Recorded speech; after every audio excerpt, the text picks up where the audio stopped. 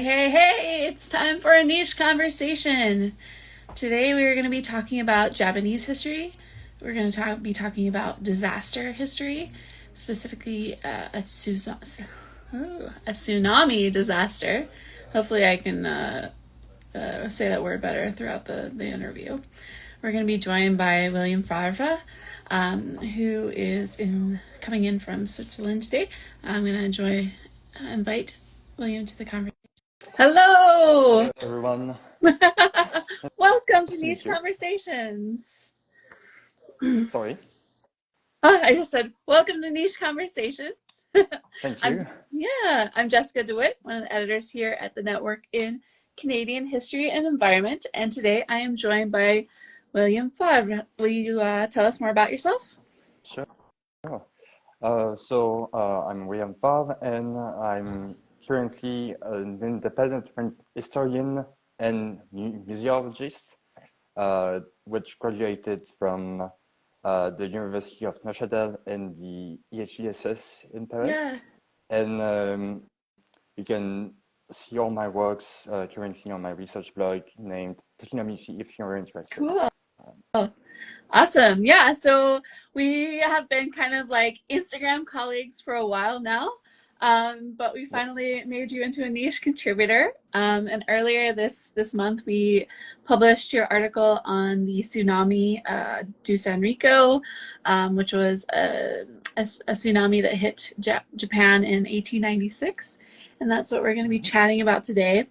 So I wanted to start off. Can you just tell us about, the Sanriku tsunami event and that occurred in 1896? Like, what went down? Sure thing. So the tsunami is what is called in the field an earthquake tsunami, which Mhm. is a tsunami triggered by an earthquake, which took place on the 15th of June 1896 on the Sanriku region, which is actually an ancient kind of outdated Yeah. name for the Tohoku region of Japan, Mm. which is more or less the three northern prefecture of the main island. So which are now the prefectures of uh, Miyagi, Iwate, and Aomori. Okay. So Yeah. for instance, that's the area that was stricken during the Mhm. 3/11, so the Fukushima disaster, let's Yes. say. Hmm. And the toll has been in total about 22,000 deceased and 4.3 thousand uh, injured people. Wow. And That's yeah, so that's quite mhm. a toll and one of the deadliest tsunami in Japanese history yet forgotten. Somehow. Wow. Wow. And in the article, there is a map that shows people exactly the region of Japan that you're talking about. So that's helpful if you want to check that out. Mhm. Yeah. So huge disaster, massive. We could call it a natural disaster. People take issue with that term, but we'll call it a Mhm. natural disaster for now. Um, you write that the Sanriku tsunami was the first Japanese disaster or natural disaster that could be accurately labeled a national event. And I wondered if you could tell us more about why that is. Mhm.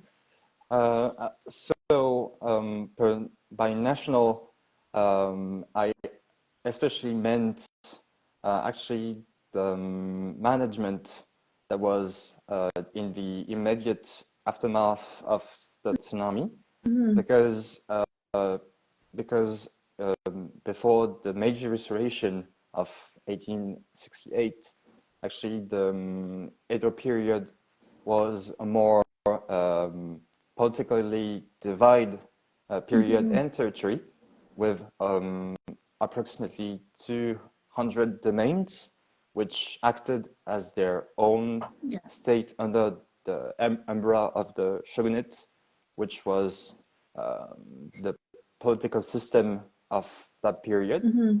Um, and the main catastrophes that occurred during this period were largely managed on this regional or at least supranational, regional level. Yeah. Yes. Yeah. And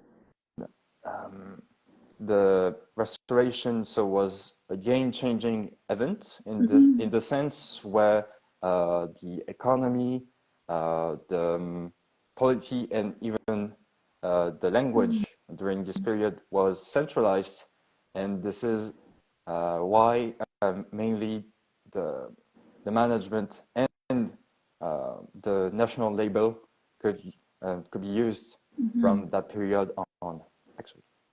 Yeah. So this is kind of like an event that kind of really cements the way that we think about Japan today, the form of Japan that we are familiar with today. Would you say that? Yeah, I think that I found that really fascinating because I had never heard of the tsunami, obviously. So like this but I had read a bit about the political history of Japan, and to kind of have this environmental event really solidify some of these political things that are happening during that time.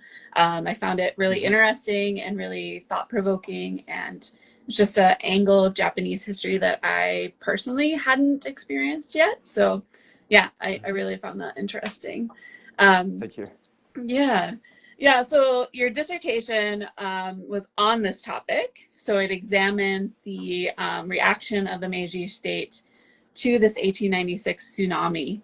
So I wonder if we could wrap up just by you telling us, how did you become interested in this topic, and maybe like what people will find if they dive into the dissertation.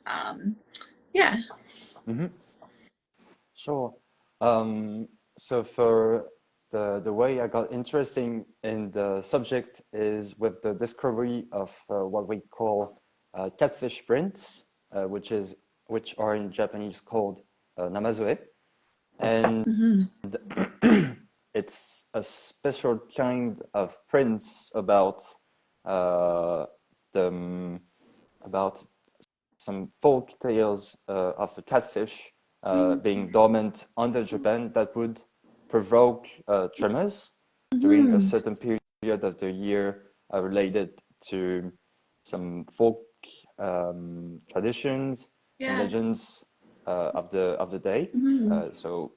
And they were especially printed during the Ansei earthquake of 1855, just after the arrival of Matthew Perry in Japan.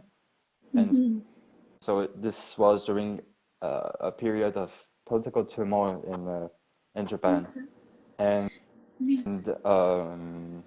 I switched to a more concrete aspects of things after having seen that the representations of seismicity from pre-modern to modern was quite well already explored. So I was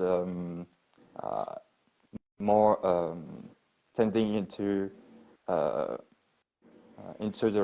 resiliency per se of the striking communities afterwards. And for the dissertation, for people who can read French, you will find a more in-depth study of the article, which is more of a summary per se, with a bit more implications about which actors did what underground and whatnot. Wonderful. I love hearing about this kind of like this path you took from this folkloric idea, this tale, into these more political state history. That's really neat. Ooh, and I want to learn more about this catfish thing. Sounds really cool. And also something that could be comparative, because I'm thinking of similar like North American and Indigenous stories that are similar. Anyways, that's for another day, Mm-hmm. another dissertation. But yeah, and I do have over 3 years of French Duolingo under my belt. So I did stumble through the article in French, and then Oh, I looked great. at an English translation to see if I was getting things right. But for those who do read French, that's William's article is in French, and as well as his dissertation. And we're really excited to potentially have some more French language content coming in. Working with our editor, Gabrielle McLaren, who's our in-house French language editor. And we're glad to have you on board and to make a connection with you, William. And it was wonderful to talk to you today. Same wise. Thank you. Take care. You too.